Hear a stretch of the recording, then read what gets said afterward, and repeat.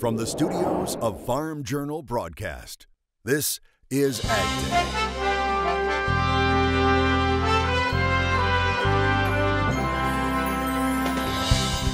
Trade tensions escalate as markets react to fresh tariff threats.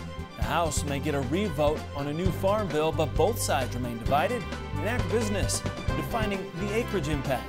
Our survey points to a lower corn acre number by, let's just say, a couple 100,000 acres. Sure. That kind of moves over to beans. And could a drink infused with dairy protein give athletes a healthy advantage? AgDay, presented by the Chevy Silverado. High-strength steel for high-strength dependability. The market's tight, it's tough, and this isn't going to help. It's going to make it a lot tougher. Trade tensions driving anxiety and uncertainty through Farm Country Tuesday as President Trump requests fresh tariff targets against China. Good morning, I'm Clinton Griffiths. The president ordering U.S. Trade Representative Robert Lighthizer to identify an additional $200 billion worth of Chinese products that would face a 10% tariff. The move prompted by China's $50 billion tariff retaliation against the administration's own $50 billion tariff for intellectual property theft. USTR Robert Lighthizer releasing a statement saying, quote, "It is very unfortunate that instead of eliminating these unfair trading practices, China said that it intends to impose unjustified tariffs targeting U.S. workers, farmers, ranchers, and businesses. At the president's direction, USTR is preparing the proposed tariff to offset China's action." Most of the original $50 billion in U.S. tariffs are set to go into effect on July 6th. Now, it's unclear how long it would take to put in place the additional tariffs. Regardless of that timeline, financial and commodity markets reacting strongly to the news.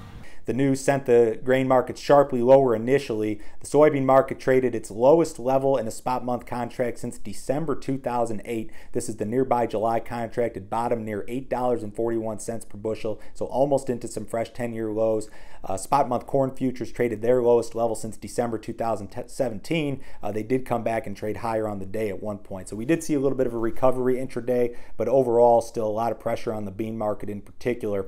It's tough to say what portion of the recent losses can be attributed to trade tensions and what portion can be attributed to weather. China's Commerce Ministry saying it will respond if the U.S. publishes that additional tariff list, adding that the threat of additional tariffs violate prior negotiations and consensus reached between the two countries. Beijing saying it will safeguard the interests of China and its people in defending free trade. When we've talked to the Chinese government, they've indicated that they will retaliate reciprocally and they will attempt to focus on products which are problematic for the Trump administration, either politically, so they're in states that may be important to the president, or that may also have a significant impact on the U.S. consumer, so that that's felt through the U.S., through the domestic economy in the U.S. Including farm country, where President Trump found support in the 2016 election. We grow quite a few soybeans, and so obviously it's going to affect our income at the end of the year. It's scary. I mean, I wish I had sold more earlier in the winter, but you just can't predict some of these things. Meanwhile, closer to home, it looks like NAFTA talks will resume following the Mexican elections. Trade officials saying they plan to restart the process after July 1st, which is the date of Mexico's presidential election. USDA Secretary Sonny Perdue on Friday in Canada saying he feels more optimistic about settling NAFTA talks with Mexico before finalizing a deal with Canada. Now, one of the biggest sticking points is Canada's dairy policy. Canada's largest dairy processor voicing an opinion on the country's Class 7 milk pricing structure. Saputo CEO Lino Saputo Jr. saying Canada should consider eliminating its Class 7 milk pricing structure in order to renegotiate NAFTA. Bloomberg reporting that Saputo says the system is effectively blocking U.S. dairy imports while creating a major imbalance on world markets. Saputo also has a big footprint in the U.S., ranking as one of the top 3 cheese producers. Also in Canada, South Korea joining Japan's decision to suspend wheat imports. That follows the discovery of unapproved genetically modified wheat in Alberta. The Canadian Food Inspection Agency Authority confirming last week that a few GMO wheat plants were found along an access road. The wheat matched a GM Monsanto wheat line that was grown in research field trials in the late 90s and early 2000s. Immigration legislation is scheduled for a vote on Thursday in the House. That legislation has essentially been holding the House Farm Bill hostage. Supporters of the immigration bills voted against the Farm Bill back in May, demanding an immigration vote first. Now, if immigration makes it to the floor Thursday, it could open the door for a revote on the Farm Bill this Friday. And as Tyne Morgan reports, the fate of the House's Farm Bill hangs in the air of a hostile environment. It's a strong divide over tying work requirements to SNAP that's creating a hostile environment in the House. That's as ranking member Colin Peterson says the issue is a non-starter for him. They're trying to spin this as though this is something to do we're going to put work requirements on. We've had work requirements for 22 years, and they have been totally ineffective. He says instead of the Farm Bill making changes that would create improvements, he claims the only thing the House bill would accomplish with SNAP is more paperwork. We had 23 hearings on food stamps. What we heard in those hearings were there needed to be changes. Are any of those changes in this bill? No. And if they would get real and start talking about what's really going on here and what needs to happen, then I can come back to the table. And I'd come back to the table even before that if they would talk to me. But they haven't talked to me for 6 weeks. It's that standoff in the House that's still weighing on the 2018 Farm Bill that's just days away from another vote. That's not the way to run the railroad. Republicans are in charge, and we shouldn't necessarily be using Democrats to make that happen. Looking past SNAP and other contentious issues, Peterson says the bill does not provide any major changes to current legislation. Conaway acknowledges that when it comes to crop insurance, the House version doesn't aim to make major reforms. Instead, he wants to preserve and protect what's in place. But I'm in the meeting with the president, That's and what I Pat wanted and to I ask in there, you about, and unprovoked, he says, Conaway, you're going to make crop insurance better. I said, Mr. President, we really don't mess with it. Oh, no, he said, I want it great. I want crop insurance to be better. One sector that's struggling to survive is an industry that has a strong presence in Peterson's home state, dairy. And it's changes to dairy that got a head start in the bipartisan spending bill that passed earlier this year. What Peterson wanted to do was do some fine tuning with that. I said, fine, do what you want to, but just keep it within the money that's there, and he did that. So the dairy changes are Peterson's changes. He voted no, by the way, so I'm not sure how he justifies that. Peterson acknowledges he wrote the language, and it's language that he says will fix some issues created not only in the 2014 Farm Bill, but also the disaster aid package passed earlier this year. They raised it to £5 million, spent a bunch of money on that, and because of that, they couldn't go to $9. That was a mistake. So we need to fix that. And in the bill, and this is my language, it's in the bill, in the House, fixes that. But even with changes to dairy, Peterson says it's not enough for him to throw his support behind the House version. Instead, he's more willing to take the Senate side in any upcoming debate. So you get into conference, you got 3 against 1. And it's what happens during the conferencing process that could bring more debate to life. There will be negotiations going forward. I'm not naive enough to think that the bill that we pass on H.R. 2 is what the president will sign. Nobody expects that to be. There will be compromises with the Senate on that regard. As House Ag Committee leaders stand on different sides of the aisle, it's the fate of the Farm Bill in limbo as financial woes in farm country sink in. Reporting from Washington, D.C. for Ag Day, I'm Tyne Morgan. Storms in the markets isn't the only weather maker. Mike Hoffman joins us today with a look around farm country. He has today's crop comments. Good morning, Mike. Good morning, Clinton. Let's start off in northwestern Georgia. Nick says his peanuts are thriving this year. They had a great planting season and the crop is growing rapidly thanks to sun and good moisture. USDA says 64% of the nation's peanut crop is rated good to excellent. That's 4 points better than last week. In Georgia, it's 73% good to excellent. A fifth of the crop is now pegging. And taking a look at the wind speed forecast, you can see we're going to be a little bit windy in places across the plains into parts of the Ohio Valley as we start today. Windier, though, basically from Nebraska, northeastern Colorado, all the way into the Ohio Valley later on today. Slow-moving storm system in the middle of the country means still breezy conditions tomorrow morning in central plains, and that'll only pick up as we head through the rest of the afternoon. We'll have your forecast coming up in a few minutes, but first here are some hometown temps. Keeping track of the shifting market prices has never been so easy. Get the latest commodity prices sent directly to your cell phone with market updates. Just text MARKETS8 to 31313 to get started. We'll get a preview of the final acreage mix and what it could mean for market dynamics. That's next at the Agribusiness Desk. Plus, can you imagine mixing vinegar with a dairy product? Well, as it turns out, it's a winning combination for athletes. Brian Roach, Roach Ag Marketing, our guest here at the Agribusiness Desk today. Now, Brian, we've been talking about this acreage mix and what's actually going to be planted in our fields, I think, since last fall. We've been discussing this thing. True. What do you think? And I know you just had a survey come out. I mean, let's just look at it directionally. Directionally, with the late plant, upper Midwest having some, struggles getting the crop in the ground. Our survey points to a lower corn acre number by, let's just say, a couple 100,000 acres. Sure. That kind of moves over to beans. And but our survey, it's not as sophisticated as the USDA. It's not as, we don't have near as many responses, and so let's just assume that directionally we don't get a lot more corn acres than the 88 million. I think that plays favorable to the corn market, but we do have to look at the yield potential. Okay, and the yield potential is very good. Last year's yield was probably higher than the 176.6. We know that because stocks reports we found more bushels on the farm and in commercial storage in December, in March. And if we find more at the end of this month, that'll just confirm my notion that the yield was probably bigger and that this crop in the ground could be very large. And so I think that the setup here is, the specs are short, or will be probably short by next week, and but we still have a lot of weather to trade. We still have to get the crop matured and pollinated and/or pod filled and pod set, pod filled. So, but it's just going to get harder and harder to hurt this crop, I think, is what the trade is sniffing. And you've got this trade situation that's being thrown on it. So for me, growers are going to have to start looking out into next year already as to, okay, how do I get there? Right. Yeah. How do you get there? So at this point, does it really matter how many specific acres of corn or beans are there?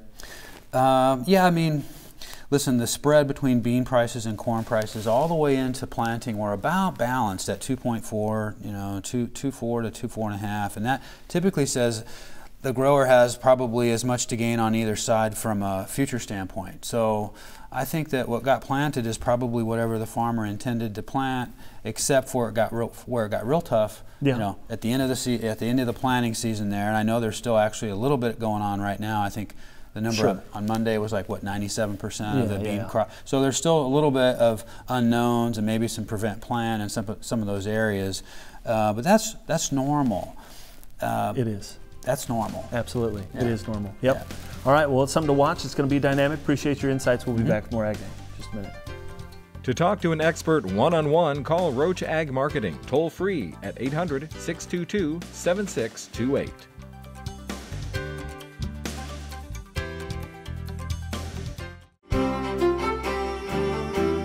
Welcome back to Ag Day. Meteorologist Mike Hoffman looking at the root zone moisture map. And Mike, there's no doubt it is a dry situation right there in the middle of the country. Yeah, it's a bullseye, like you said, all the way down into parts of Texas and Oklahoma. And Clinton also pointed out to me, look at all that moisture from Bud that moved into the southwest. Some areas are actually wet for this time of the year. But this is the main concern there. Most of northern central Missouri and some of the surrounding states, especially northeast Kansas. The good news is there's a slow-moving storm system coming out of the Rockies. It's going to be coming right through the Missouri Valley. And we're watching that tropical-like system in South Texas. Now, right now, our model has it aimed just to the southeast of the driest areas here, but maybe some of that moisture feeds back in as well. So there's decent chances to get some pretty good relief out of this. If you miss the rain in that area over the next few days, though, oh boy. That could just continue to be a bad situation. So here's the weather map. There's the tropical-like system. I keep calling it that because it has a lot of tropical moisture, but it never was a named storm. And the slow-moving area of low pressure over Nebraska, you can see how slow it's moving. When we get to the jet stream, you'll see it's a cutoff low, which is why it's moving so slow. But we will see areas of decent moisture around that low, along with the low in eastern Texas, and in scattered areas of moisture, kind of riding along this stationary front toward the east coast. Heading through tonight then, you can see how these two don't quite come together. Looks like the tropical lake system kind of stays to the east of the main cutoff low. And as we head through the day tomorrow, it just becomes a big wrapped up storm system there with multiple areas of moisture kind of flowing into it. So again, a decent chance in that Missouri Valley area of getting some good moisture over the next 48 hours beyond.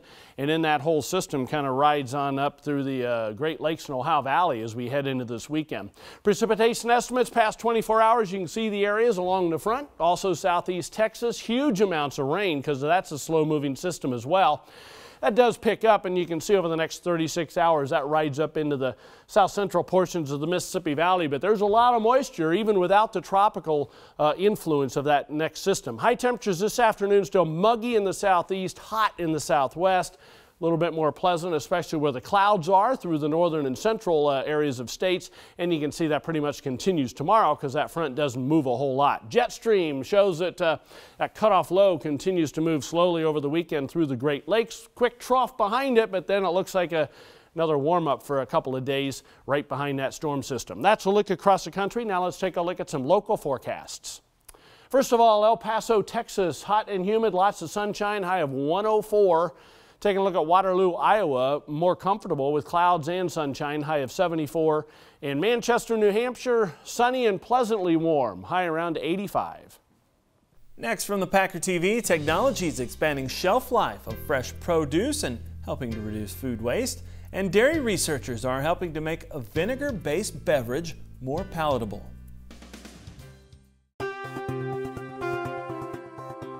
And news from our partners at the Packer. Del Monte Fresh Produce has recalled vegetable trays at retail stores in 6 states. Health officials say the products might be contaminated with cyclospora parasites. The recall stems from illnesses that were first reported in Wisconsin and Minnesota, but have now included 4 more Midwestern states. The initial patients say they purchased the to-go veggie trays at Quick Trip convenience stores. The recalled products are 6 and 12-ounce vegetable trays containing broccoli, cauliflower, carrots, and a dill dip, and a Best By date of June 17th. And our partners at Produce Retailer telling us about new technology that's helping to give avocados a longer shelf life and possibly reduce food waste. It's called Appeal. It's a plant-based solution applied at the packing house that slows the rate of water loss and oxidation. Now, the maker, Appeal Sciences, claims their technology can slow down produce spoilage without refrigeration.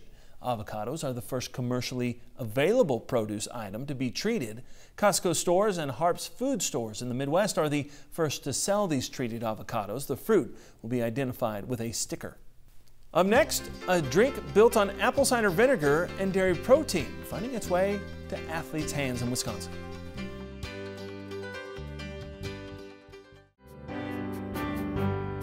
In the country, brought to you by Kubota. Check out Kubota's RTVX 1140, a rugged utility vehicle with seating for 4. Stop by your local dealer today or visit Kubota.com.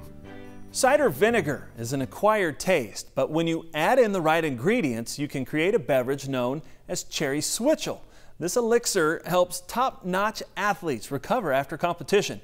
In this video provided by the Dairy Farmers of Wisconsin, see how Wisconsin dairy researchers are boosting the benefits of switchel. Switchel is an apple cider vinegar-based beverage known for certain health benefits, which has been around for centuries. With the surge in popularity of innovative beverages, new versions of switchel are hitting the market. The UW Athletics Department partnered with the Wisconsin Center for Dairy Research to create a protein-rich, cherry-flavored variety to use as a sports recovery drink for UW student-athletes. There's some science behind apple cider vinegar being good for muscle cramping.